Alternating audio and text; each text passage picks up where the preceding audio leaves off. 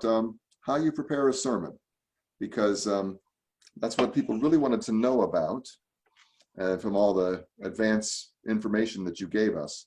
So that's why we decided to create this working panel.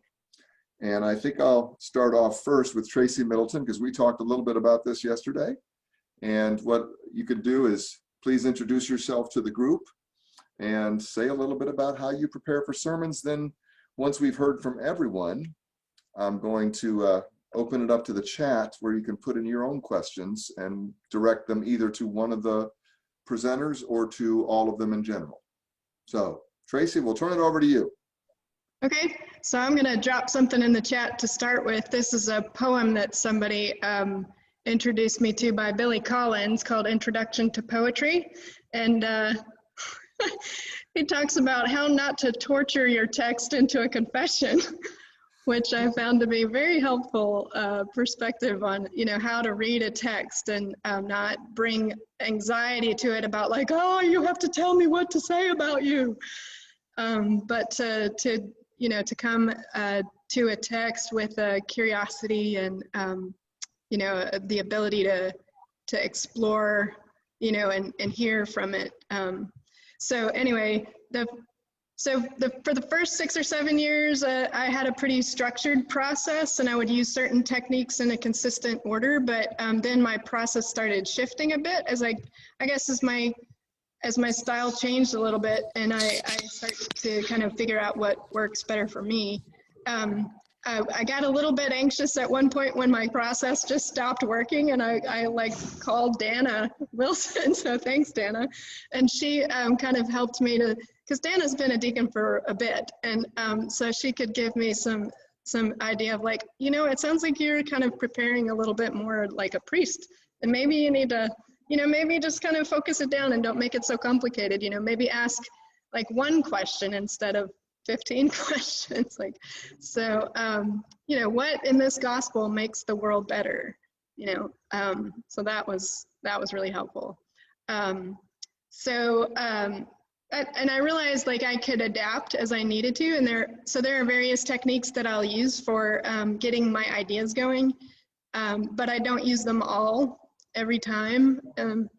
I just kind of pick one or two. So one thing that I sometimes do is I'll pull out the church directory and just flip through and look at the photos of people, look at people's names, and that just kind of calls people into my mind. And then when I read the text, like sometimes I kind of am able to hear it from the perspective, not necessarily from the perspective of some of those people, but like with some of their stories in mind. And that's sometimes really kind of fruitful. Sometimes I take it with me to some other location and read it out loud, because being in a different place makes me notice different things. Lectio Divina, is a technique that I'll use sometimes. I also have tried like an Ignatian method where you try to imagine yourself as one of the characters. And so one time I was on a retreat for that type of a method, and I tried, because I was like silence for 5 days or whatever.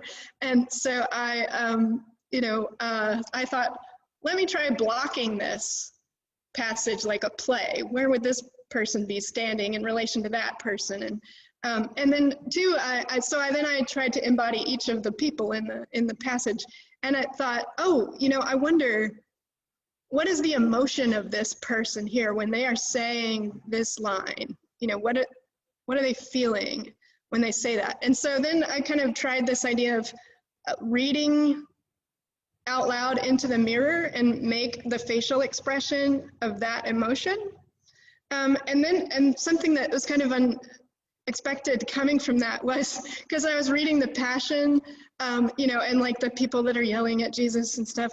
And like when I was one of the angry people that was like saying some angry thing, it was like, oh, this is interesting, because now I see what Jesus might have seen. Like, what does it look like for somebody to respond to me in that way if I'm in the place of Jesus? And I realized like how did I feel back towards that person in the mirror who was so angry, and it was, so that was a very interesting, and I would commend that to you if you're, at all interested in theater. So sometimes I'll do image searches, you know, because I'm a visual type of person, do some scholar consulting. Will Gaffney is the Witness Midrash. She's in my congregation, actually, so I read her book a lot. And this year when I preached on the Transfiguration, I looked at some LGBT writers to look at the trans in Transfiguration, and that really opened it up in a way that I had never considered before. So another thing too is an ASL, American Sign Language translation. Sometimes seeing how it's translated visually is really interesting. So then I just write down a bunch of notes in a notebook, and then when I get to planning the structure, I start taking some of those notes and putting them on the individual sticky notes, and then I move them around. So here, I'll put a photo of that in the chat in a minute. One time, the weirdest thing probably that I've ever done is when I was getting really overwhelmed, talking about the Transfiguration one previous time, I had way too many notes and I couldn't find a thread. So I made a picture. I put 3 sticky notes for, you know, Jesus, Moses, and Elijah, and 3 sticky notes for John, James, and Peter, and a sticky note for the mountain, and a sticky note for the light. And I was like, okay, I am allowed one thought for each note. And so then that reduced the number of notes that I had to work from to a manageable scale. And then I wrote my sermon based on what fit in the picture. That is probably the weirdest thing that I've done. But yeah, so it's an adaptable process. And the last thing I'll say is that the newest item that I've included in my preparation is, like, with COVID, we're preaching to people who are on a computer. And so now I try to think of like a question that I could ask that could be interactive. What could people type a response to? And how could I explicitly invite people to engage in the sermon that way? So that's a little bit of what my process is like. Tracy, thank you so very much. Thank you. Okay. Kim Jackson, can I call on you next to tell us a little bit about your process? Sure. Good afternoon, everyone. It's Kim. good to be with you all again. And so I am Kim Jackson. I'm an Episcopal priest serving in the Diocese of Atlanta, and I currently serve a congregation of people who are experiencing homelessness. And because of that context, I preach without notes, so I want to talk a little bit about that process. I have historically been a manuscript preacher as well, so I can say something about how to do that. But preaching without notes, I do think is a different, it requires some different processing. So the way I start is, very similar to actually the process that I think that Mr. Doubleday, Reverend Doubleday, went over yesterday, which is to just begin to sit with the text. So on Monday, and I'll acknowledge, like, my phone is the source of all knowledge for me. And so I pull the lessons up on my phone and I read through them and just read them, just so I have some sense of, like, oh, okay, here's what's coming. And then on Tuesday, I will pull them up again and read through. And this time I'll read through with the intention of thinking, like, what strikes me again? Like, I read it yesterday. Which lesson? So I'm not a gospel only preacher. That's not how I preach. So, I mean, if the Old Testament speaks to me, then I'll use that. If the epistle speaks to me, then I'll use that. And the same with the Psalm. So that's the question that I ask myself on Tuesday, is just like, which one of these lessons is starting to work on me? And a lot of this stuff is just kind of happening in the back of my head, right? Like, as I go throughout the day. And by Wednesday, usually, I know which lesson I want to work with, because it's been working on me on Monday and Tuesday. And, the fundamental question that I ask when I'm preparing a sermon is, what does the scripture have to say? What does the God have to say to the people of God in this day, right? In this moment. And to specifically my people, right? So my people who are sleeping outside on the streets, my people who don't have access to running water, my people, right? So it's a very specific question about, what does the Spirit of God have to say to my people using these texts? And so, in an ideal world, I think most preachers say, on Thursday, they sit down and they write their sermons out and it's all great. That is not my process. I never have written a sermon on a Thursday unless it was due, because it had to be recorded on a Thursday. Usually I'm still just letting that stuff percolate. I know which text I want to use. And so I'm really letting that sit with me, and I'm beginning to run through. And I very much am a story-based preacher in many ways. And so I'm starting to think through. I actually have a file on my computer of stories that I've written out that I wanted to remember, so that one day they're going to be in a sermon, right? So I don't know when, but I know that I have those stories. And so, might start just going through those and looking at the titles of those documents to just get a sense of where I'm going. But Saturday is really my day of full preparation. It's usually Saturday evening. Now I've been reading the scriptures all week long, but I haven't written anything down. And that's the process. I have in order to preach without notes, I feel like you have to keep a really tight form in order to stay on point, on message. And so generally speaking, I have one concept that I want to make clear. So for instance, today, the one concept that I wanted people to know was that God will provide. There is provision that has been made for us. There is enough, right? God will provide. That's the only, I don't try to give you 3 points, just 1 point.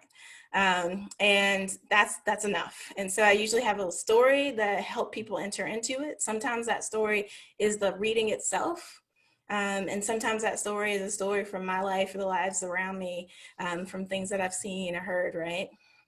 And so I often will tell that story and then talk about its relationship to scripture, and really just have that one message. And because I'm without notes, it is very tight. I know before I go to sleep at night, I know the story I'm going to tell, and I know what my point is, my 1 sentence point.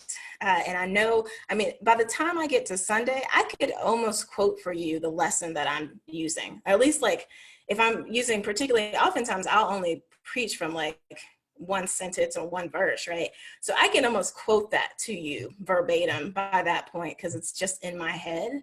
And so those are kind of the things I work with. And I don't know, I have a mind map that's working in my head and it all comes together. That's probably not helpful to you all.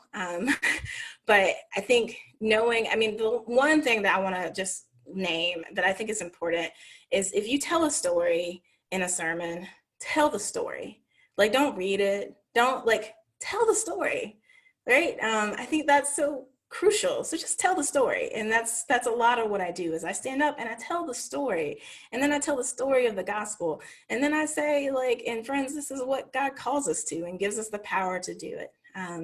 So that's kind of my frame. And working with a manuscript is not a whole lot different. And so, but I am a Saturday night writer. If you are a Saturday night writer, it's okay. You can still pull out really beautiful sermons in the wee hours of the night. It's very possible. I do it every week.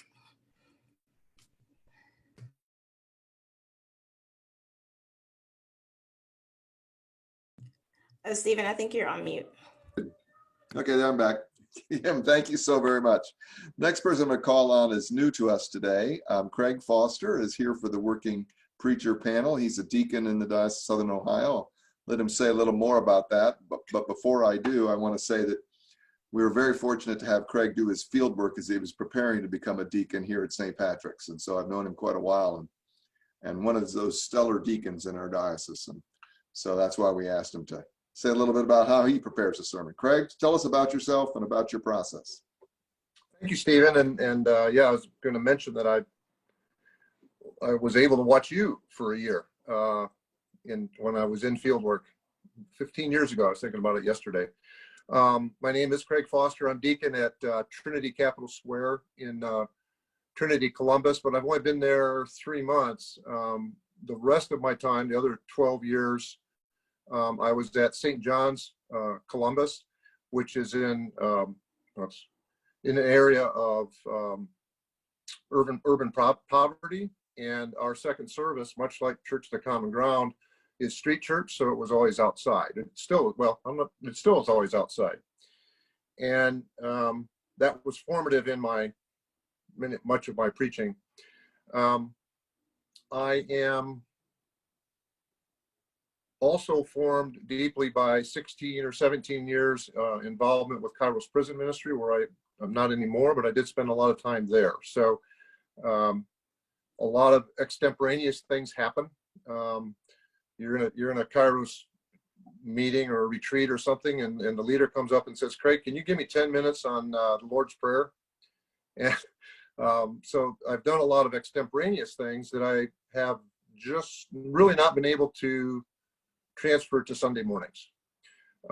So my preparation, I go to lectionarypage.net on Sunday or Monday, and I print out the readings, and I begin to read them, and I'll take notes or just make impressions or circle words, kind of a real loose lectio sort of process during the week, just to get a feel for it.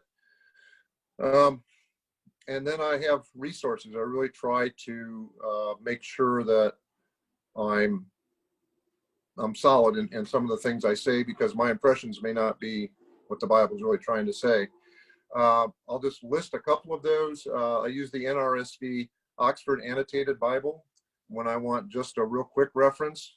And I also really appreciate their introduction to every book of the Bible, because it gives you who may have written it, when it may have been written, who the audience was. I always find that very helpful to use that part.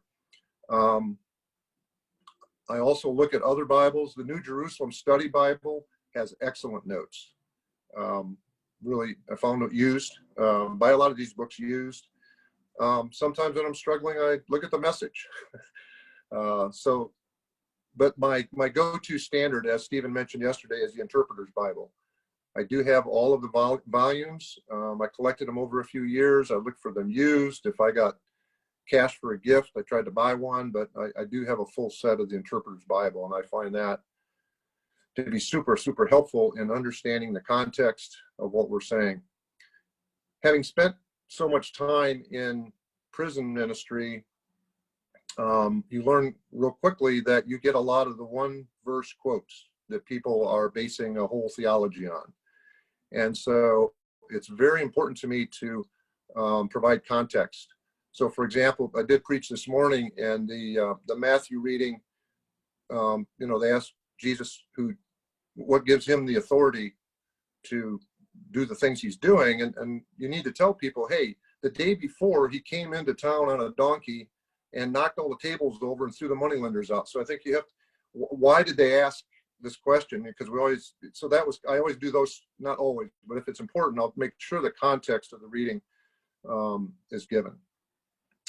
But anyway, I'm rambling a little bit, but through the week, I go back to the readings. I do my study. It's not on a schedule. And I also am a Saturday night writer. Because I'm a last minute person, that's my personality. Sometimes I'm a 6 a.m. in the morning on Sunday finisher, which probably would drive some people nuts. And I used to write them all out. I used to type it all out because my ability to be extemporaneous in prison or even at street church or whatever just doesn't work on Sunday morning. For some reason, in switching churches and going to my new church, once I was Reverend Burnett said, hey, I'm going on vacation in July. Is it okay, since we're doing morning prayer, I don't get supply? And I said, well, I don't know what sort of sermons you'll get, but sure. And I've finally gotten to the point where I can preach from notes. There's probably a whole big other reasons about that, but right now I am preaching from notes, and that's been working really well for me. Other resources I use, I will use the internet, but I always make sure I know who wrote this, where's it coming from. Just know your source if you're going to use something from the internet. Bring your passion. I always try to bring my passion as a deacon. And I always have really gotten to the point where I have some sort of action item that I give at the end or somewhere in there. Okay, in the next week, okay, write your congressman. In the next congressperson. In the next week, smile at someone down the street. Today it was from the Philippians, have Jesus is my Lord on your tongue.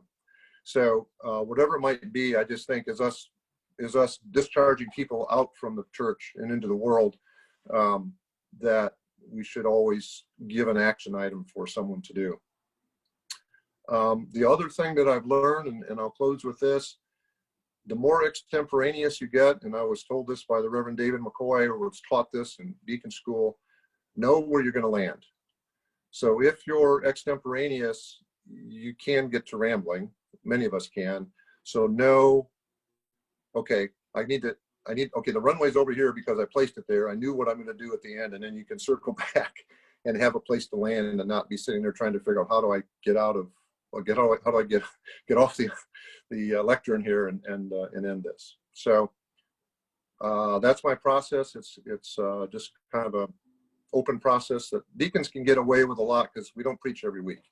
So we can be a little bit more, I think, less formal about how we do it because there's not as much pressure, I don't think. So thanks, Stephen. Thank you very much, Craig. And now, Sylvia, would you remind us about yourself and tell us your process? Oh, you're still muted. I will do that every day of my life for the rest of my life, I think. Now you feel. I am the professor of homiletics and liturgics at Bloy House, which is the seminary of the Diocese of Los Angeles. And I've been teaching homiletics there for the last 10 years.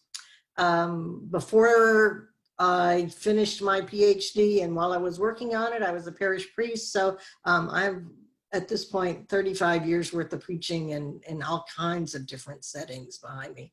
And I guess one of the things I would say, which kind of echoes some of what Craig just said, is that in different seasons of my ministry, and I think it was a lot internal, my own spiritual needs in the moment, I've had different preaching styles. And I think part of that was a way of not getting bored with preaching, not having such a routine to it that I took it for granted, but also just different moments bring out different parts of who we are, and who we are is such a huge piece of the way sermons are built, that we all get the same lessons, and every one of us creates a unique sermon because the gift is bringing ourselves as we are, as our stories are, to the Gospels, and using that to communicate with the community around us. And so we each have our own stories. We each have our own perspectives. We each have our own passions, as one of you was talking about how important our passions are to what we preach about. And that means different things at different times. So right now, I'm kind of in another switch period.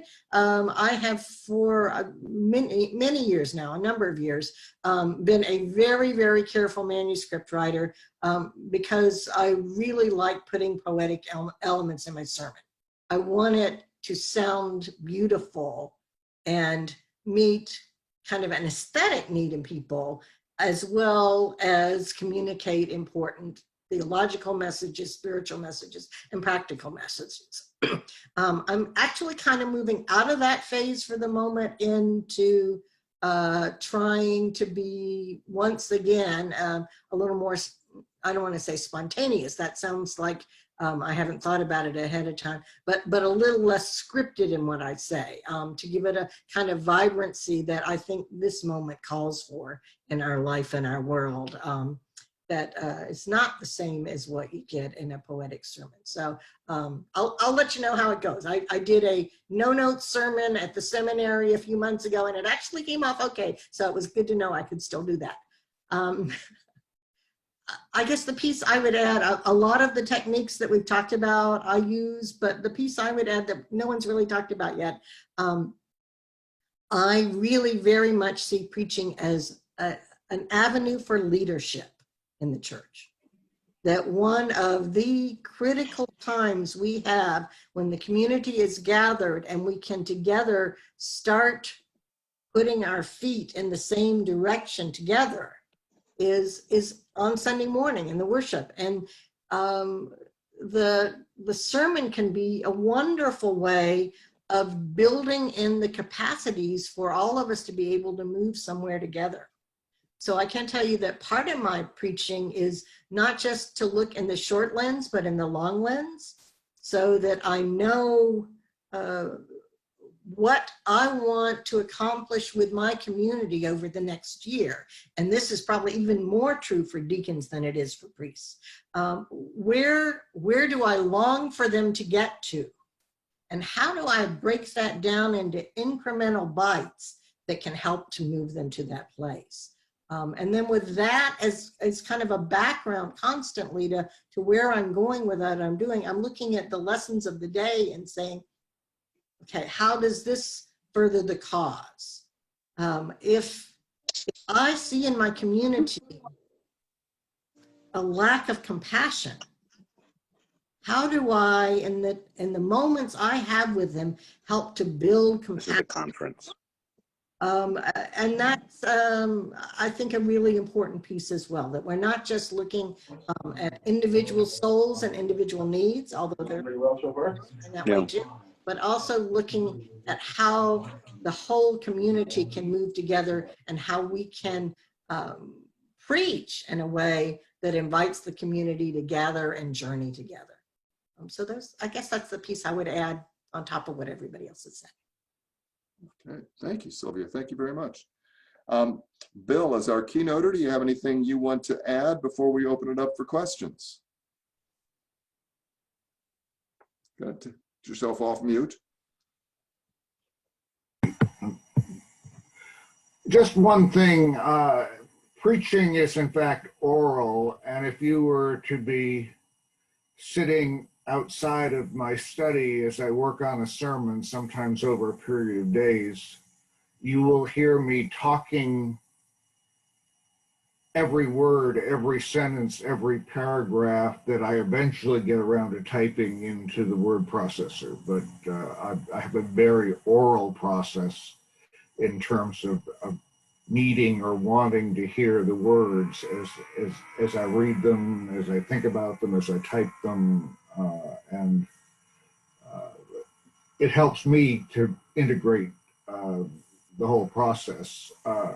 And just one other thing, which is no matter how well prepared I think I am, periodically at 7 o'clock on Sunday morning, there's a news headline or a dead parishioner or a child from the parish in an accident or somebody's favorite pet dog died. And it just may be that the national, local, parish, or familial circumstances drive me to change the sermon a little bit to take in and accommodate and honor the pain or the hope or the joy or the sadness that may be very right this morning. Bill, thank you very much. At this point, you've heard from both priests and deacons about how they prepare to preach, and it's now your opportunity to ask some questions of this panel, either specifically to a person or just to throw it open to anybody. Here's your chance. I'll be monitoring the chat.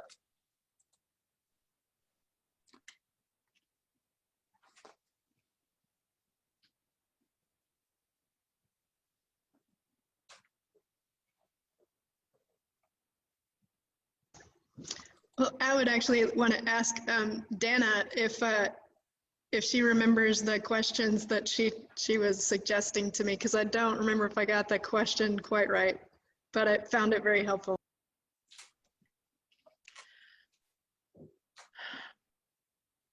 I know I always ask, one thing that I think about is whose voice is not being heard in this gospel.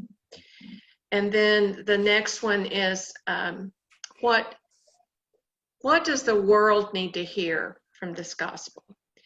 I mean, although I'm preaching to my congregation, I also try to help them see how this might affect their ministry in the world.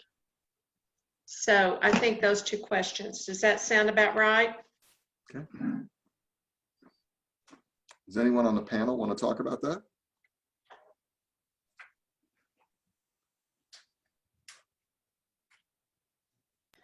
I think, you know, especially with women's voices in pretty much everywhere but Luke, we don't hear them. And so I think, you know, but also like one of the inductive processes that I sometimes use is to underline all of the proper nouns, you know, so places, people, and things like that. And so or the nouns that describe people. And so that can sometimes like make me notice people who are not allowed to speak, you know, or people whose voices are not recorded. And so that's one way of kind of helping me to notice, oh, this person was there, but we don't know, like we're not allowed to hear them. So what might they have been thinking or saying? We have a very specific question here. Has anyone used graphics or PowerPoint along with their online sermon of the panel? Yes. Sylvia, I mean, you're nodding. Kim, you're nodding. yeah, I mean, that's the beauty, I think, of the technology is that we can do those, we can give visuals, we can give opportunities for people. I mean, we can even share videos, which I think is amazing. So, you know, I've done now I can do supply anywhere around the world, apparently, actually. But, you know, when I've done some supply, yeah, we share some images to give people something besides just my face to look at during the sermonic moment. Yeah, and similarly, it's such a visual medium that we're using, and we're visual people right now. People are most stimulated visually, and to give them something rich and lovely to look at, especially when they're not looking at the buildings that used to provide a lot of that. I think it's really, really helpful. And I do try and put those pieces in every now and again. I'm going to try for the first time probably this weekend. I've been asked to guest preach at another church on St. Francis, and it's at the same time as our regular service at Trinity, so we'll be recording it. And I have pictures from a pilgrimage to Assisi, and so I do plan to. Well, I think I'm going to give it a try. Well, Craig, since you just were talking, don't mute yourself, because this next question was directed to you specifically. Do you sometimes feel that your sermon turns more into a Kairos talk than a sermon because you've had so much experience with Kairos? Well, good question. I think how I talk to people, because I was used to talking to a Pentecostal evangelical group, that for me to say, and Stephen, you know the church and that Episcopal church today, well, I want you to walk around telling people Jesus is Lord this week is not, maybe it was something new for them. I do think that how I use Kairos, you know, a lot of the original work was by Episcopalians. And so the outlines for talks have what I think is some really good theology in it. So particularly in the past, maybe not so much recently, but I have used those concepts and interpretations of some of the scripture, you know, from Kairos. Okay. A general question for everybody was, how much prayer goes into your preparation? What's your prayer like in the midst of all of this? A ton. I'm praying for my community. I'm praying for the world, and the intersection between those prayers and my meditating on the scriptures, I mean, they are absolutely essential to the process. And every good homiletician I have ever read will say, usually in the first paragraph, prayer is an integral part of the process of preaching. Other panelists want to add to that? I laughed when I saw the comment, because it was one of the key points I wanted to make, is that prayer without, and I'm sure all of us pray, but it can be kind of as going through the week as part of the planning process almost, Lord help me, or it can be Saturday night, Lord help me, you know. But in all seriousness, I really do think prayer has helped me with writer's block, because when I ask God in, usually I have forgotten to ask God in, and then I ask God in, and the block goes away. I use the collect for the day as part of the reflection process, and so I pray that during the time that I'm doing preparation. I mean, in addition to the like, God help prayer.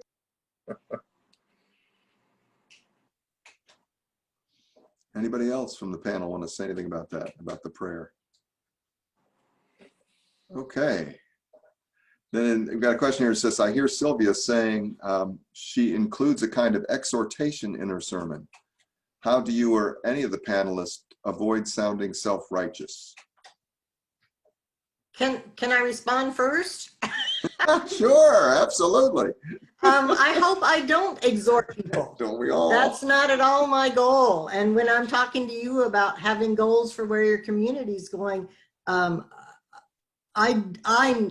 try very, very hard to never be wagging a finger at anybody from the pulpit. That is destructive, not constructive.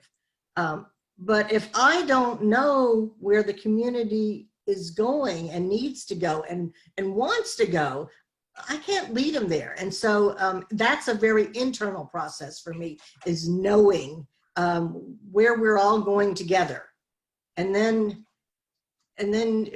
I don't think I sound righteous or self-righteous, because I'm always trying to tell stories that fairly indirectly communicate about what it is that's important to me. And so I guess that would be my answer, that I really try very much not to exhort. So I'd like to speak to this. You know, one of the questions that I like to ask is, so what? Like, you know, at the end of my sermon, so what? And that so what often leads to an invitation for people to change their lives, to do something different in some way, right? And the way that I do that, that's not self-righteous, I think there's a couple of things, but one of them is that I use a lot of we language when I'm talking, and sometimes when I'm talking about things that may make people uncomfortable, this is a Black church rhetoric thing where I'll go like, I'm not gonna talk about y'all, let me just talk about me for a minute. You know, I know that sometimes I forget to do whatever, right? So I will often bring myself into that process of saying, like, I too want to do this work, right? I once ended a sermon with, you know, God help my unbelief, so that it was clear. I mean, that's how we end confession, right? When you do a private confession, it's clear, you know, pray for me, I'm a sinner. So that I language and me language and us language and we language is really important.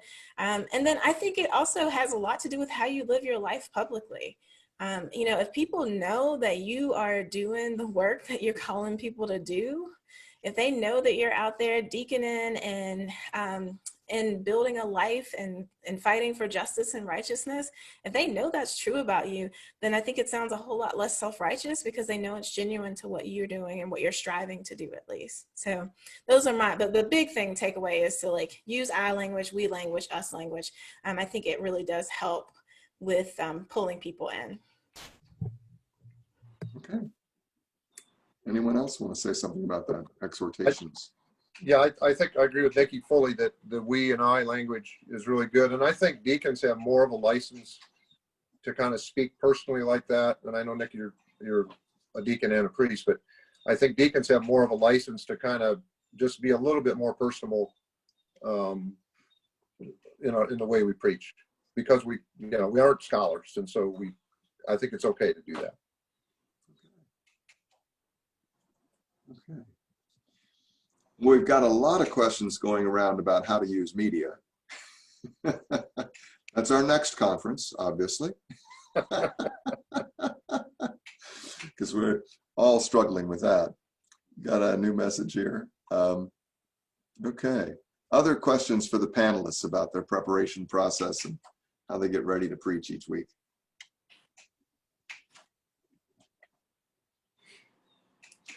You know, I want to say something about the exhortation and how do we not sound self-righteous. I think there are times, and especially times for the deacon, to say some things are just wrong.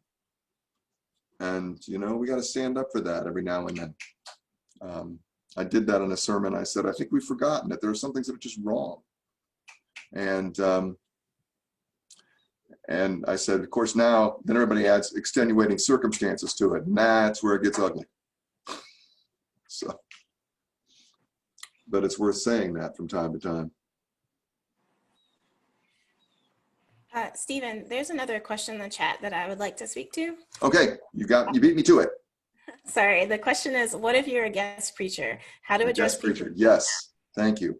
So I am a guest preacher like a lot. In fact, the first 5 years of my, the first 5 years of ordination, I was a college chaplain. So I was a free agent every Sunday.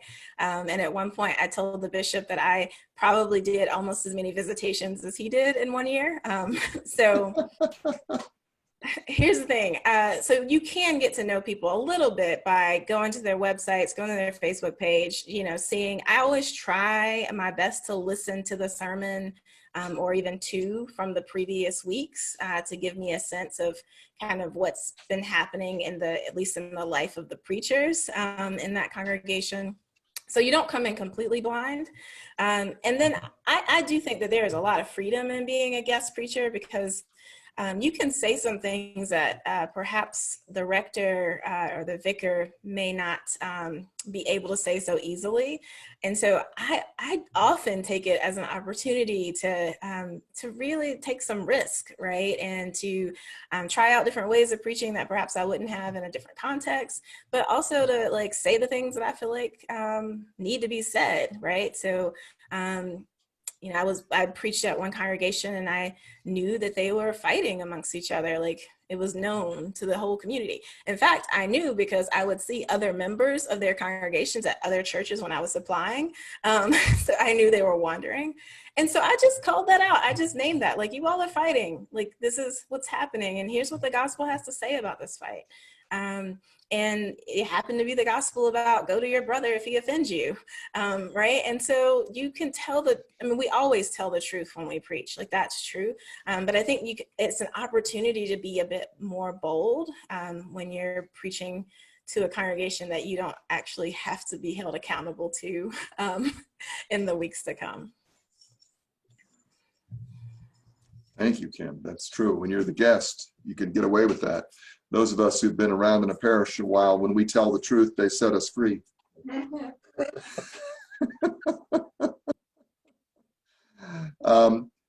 James Tyree makes a point that the reference to the deacons in the BCP language often have deacons using the words us and we rather than you, especially for the confession and blessing and such. So that's actually the prayer book language, as James is pointing out, which is just wonderful. Gives deacons a way of inviting everybody in to what they're talking about. You want to say anything more about that, James, as a participant? No. Okay. Thanks you for pointing that out, though. I really appreciate it. That's great.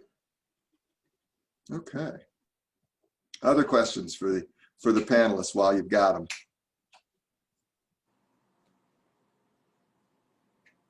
Steve, I have an observation if I'm not blocking somebody else. What's that, Bill?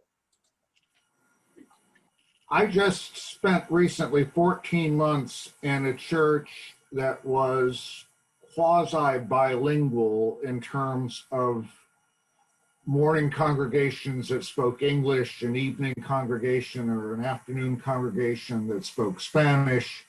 And we tried periodically to have them all together. And we tried various strategies, and we had a couple of lay people that helped with some translating. But I think as the world and the church evolve, we may be seeing more of these collaborative kinds of congregations.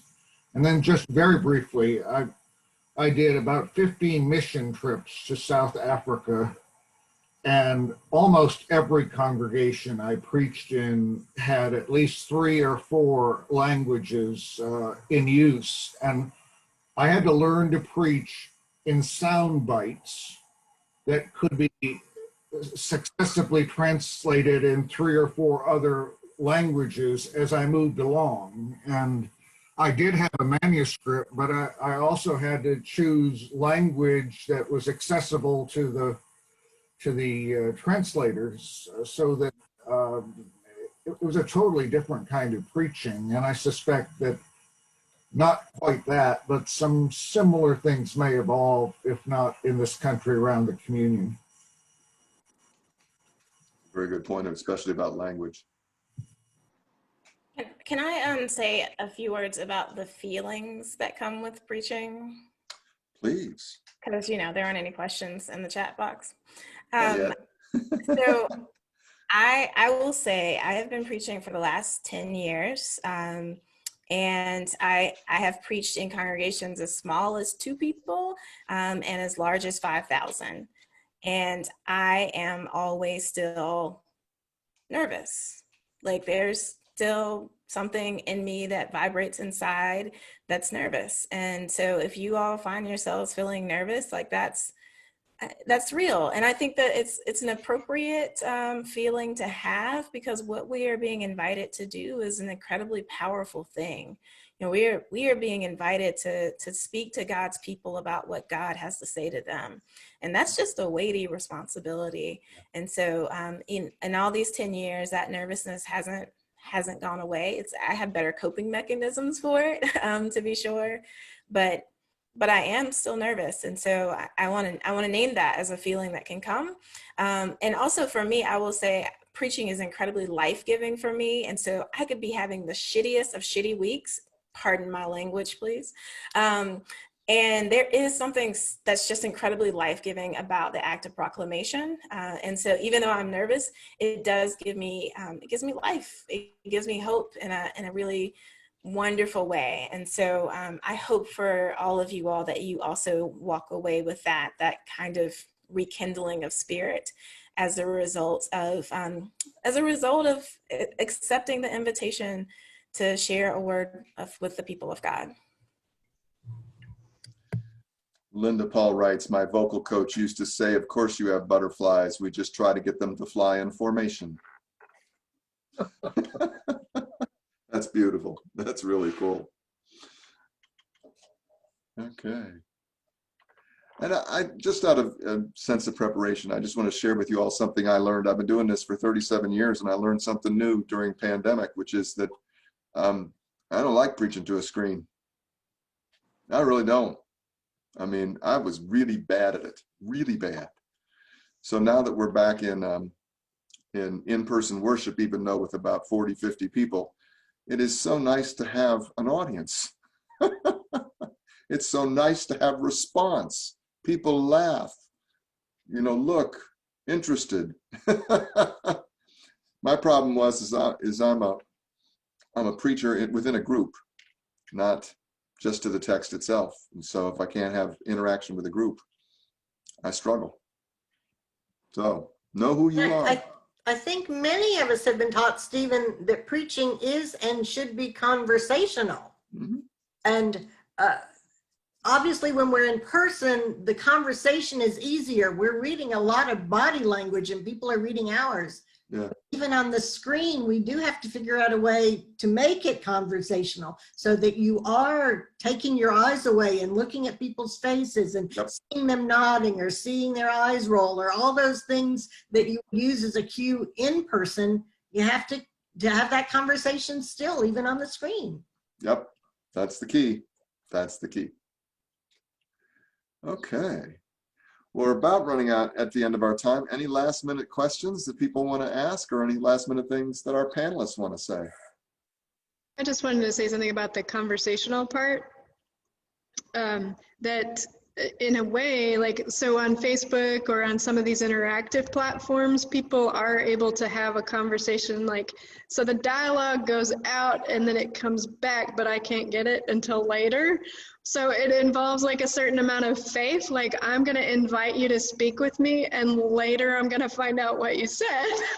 But I mean, I think in the, it does on a level invite some dialogue, and people who are in the chat can talk to each other in a way that they wouldn't be able to do if they were sitting in the pews, because that would be disruptive. You can't yell to the person on the other side, so they can be all talking amongst themselves and I don't know. So in a way there's a different type of dialogue that's happening on the online platforms.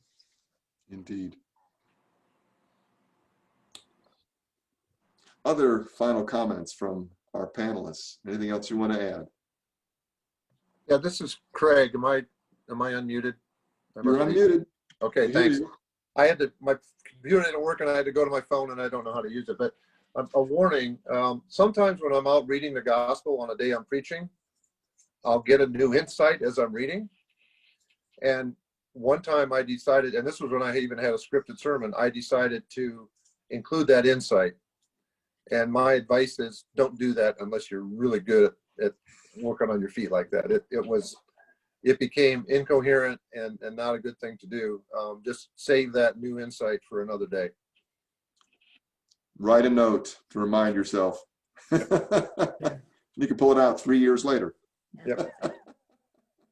And one other thing I meant to say during my time and forgot to, I very often, if I'm the preacher, will talk to the deacon before the service and tell them what part of the gospel I would like accentuated to get ready for my sermon. And I have worked with deacons who came to me and asked exactly that question. And I think it's really, really valuable to the preaching process if deacons do that. Wonderful. Got a note from Betty Kaufman here. She says, may I share a thought? Sure. I don't know if anybody else has tried this, but a priest that I worked with last summer, when I was going to preach, she said, do you mind if I proclaim the gospel? And I said, I said, oh, I think that's an interesting idea. And so we did it the first time, and sitting there listening to her proclaim didn't change my sermon, but it helped me somehow. And so the current priest that I'm working with, I asked him if he would mind if the days that I'm going to preach, he would proclaim. And he said, oh, I think that's an interesting idea. So that's what we do. And I find sitting there listening to somebody else proclaim that gospel somehow sort of, I don't know, settles my mind in what I'm going to say. It doesn't really change my sermon, just I find it to be helpful. And I wonder if anybody else has tried that. Interesting. Well, a number of people have apparently, because they're posting in the chat. Okay, we're about to wrap up. Any last minute thoughts from anybody else? Okay, well, what we're going to do next is we're going to take about a half-an-hour break, and at 2:30 your time, 3:30 Eastern time, we will gather in our preaching groups for the last two preachers. And then at 4:30 your time, yeah, we'll go to 4 in the preaching groups, I believe, and then go to 4:30. Let me double check that to be absolutely sure. And then at, yes, 4:30, we'll gather for a final wrap up as the full group. And then we'll send you off briefly to your preaching groups again so you can say your goodbyes there. So thank you to our panelists. Let's show our round of applause in some way. And thank the panelists. It's really great to have you help us with the whole preparation idea and how you all do it. That's just great. So we'll see Stephen, you all at. Can I What's just that? make one comment about the preaching groups? Yes. I will send you a message when you have 20 minutes remaining, and then another message when you have 5 minutes remaining, so that the last person will have a chance to finish up. And you'll send us to our preaching groups now, but we will take about a half-an-hour break before we get into them. I will. Okay. Well,